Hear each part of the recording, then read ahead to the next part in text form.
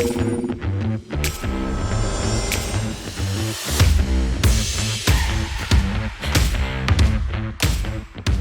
Rasa tai yra pirmoji, populiariausia ir inovatyviausia dalinimosi platforma Lietuvos mokytojams. Platformos tikslas yra padėti Lietuvos mokytojams dalintis.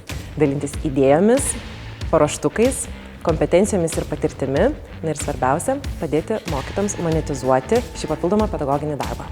Labai didžiuojame šiais metais turėję galimybę būti konsultuojami ir pastebėti tokių ekspertų kaip Vinted, inovacijų agentūra, Kauno technologijos universitetas, Coherent Solutions. Pagrindinis platformos tikslas yra padėti Lietuvos mokytojams. Tačiau labai svarbu paminėti, kad mokytojai, kurdami skaitmeninės mokomąsias priemonės, elgiasi labai tvariai. Šios priemonės yra labai tvarios, nes jos gali būti parsisiųstos į mokytojo ar tėvelio kompiuterį bet kuriuo paros metu ir bet kuriame pasaulio krašte. Jos gali būti modifikuojamos pagal kiekvieno mokytojo ar mokinio poreikį, pritaikomos dabartiniams aktualijoms, ir svarbiausia, kad skaitmeninės mokymo priemonės net neturi būti spausdinamos. Be galo didžiuojamės, kad mums šią platformą auginti padeda patys mokytojai.